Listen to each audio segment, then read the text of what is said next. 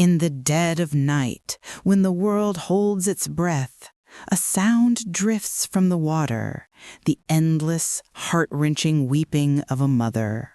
Across Mexico and Latin America, this is the cry of La Llorona, the wailing woman. But behind the legend lie the tragedy so profound it has haunted generations.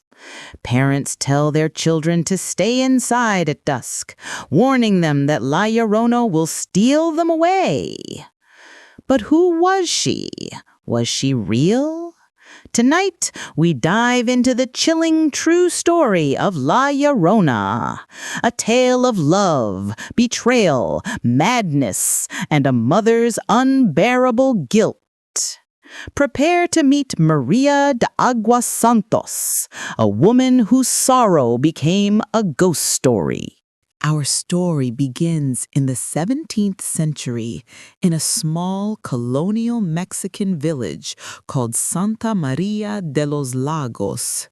It was a place where the old Aztec world collided with Spanish rule, a village of adobe homes, dusty streets, and a lake so still its surface mirrored the heavens. Here lived Maria de Aguas Santas, a woman of unparalleled beauty and depth. With skin like warm clay, hair as dark as midnight, and eyes that held the weight of the moon, Maria was both admired and feared. She married Carlos, a stonemason with ambitions to rise in the Spanish colonial world. But beneath their seemingly perfect life lurked a storm that would destroy everything. Maria and Carlos had 2 children, Diego, a spirited 4-year-old boy, and Isabel, a silent, wide-eyed baby girl. They lived in a modest home on the edge of the village where the sound of the lake's waters was a constant lullaby. Maria was a devoted mother, weaving traditional Aztec symbols into her children's clothing and teaching them the old prayers. But Carlos was not the man Maria believed him to be. Ambitious and hungry for wealth, he spent more time in Mexico City building churches for the Spanish than at home. When he was in Santa Maria, he was cold, distracted, and obsessed with a wealthy Spanish woman named Señora Elena, who promised him status and gold. One fateful evening, Maria discovered a love letter hidden in Carlos' coat, a letter in which Elena pledged her love and promised a future together. Carlos wrote, "You are a native woman. I must rise in the world." Maria confronted him. He admitted everything, callously dismissing her as an obstacle to his ambition. That night, Maria made a vow that would doom them all. The next evening, under a sky stained crimson by the setting sun, Maria took Diego and Isabel to the lake. She sang them a lullaby, her voice trembling, then spoke, "If I cannot have you, then no one will." Maria walked into the icy water, holding her children close. Diego clung to her crying, while Isabel slept peacefully in her arms. With a scream of anguish, Maria plunged them into the depths. The lake swallowed Isabel first, then Diego. Maria drowned with them, but in that final moment, something snapped inside her. When she surfaced, gasping for air, she stood on the shore, a woman transformed, her eyes burning with madness. The next morning, the village found Maria's shawl on the shore. Tiny shoes sat on a rock, and a single, endless sob echoed across the water, a sob that would never end. From that day forward, Maria became La Llorona. Her spirit, cursed by her own hands, was doomed to search the lakes, rivers, and streets of Mexico for her lost children. Villagers claimed that on certain nights, you could hear her weeping, calling, "Hijo mío, hija mía," my son, my daughter.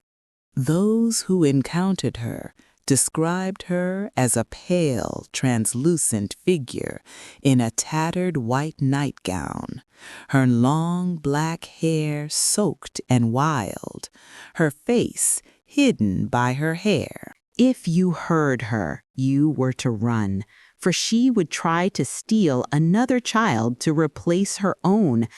Some believed that if you helped her find her children, she would grant you good luck. But if you failed, you would join her in the watery depths. The Spanish friars claimed she was punished by God for her mortal sin. Indigenous elders whispered that the Aztec goddess Itztlacolihuiqui, goddess of darkness, had cursed her for defying the natural order. Either way, La Llorona became a symbol of maternal grief, guilt, and the irreversible damage of despair. Over the centuries, the story of La Llorona grew and changed. Some versions say she was a faithful wife abandoned by her husband. Others claim she was a mestiza woman SA'd by Spanish soldiers, her children taken to be raised as Spaniards. Each version reflected the pain of oppression and loss in Mexico's turbulent history. The legend spread beyond Mexico. In Guatemala, she is called La Llorona.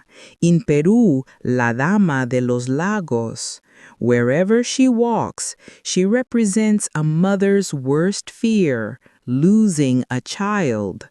Her story has been passed down through oral tradition, written in books, and acted out in folk plays. La Llorona has infiltrated modern culture. She appears in horror films, TV shows, and even Disney's The Book of Life, where she is a tragic, weeping ghost.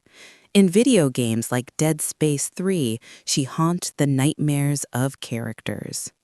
But in Mexico, she remains a deeply feared figure.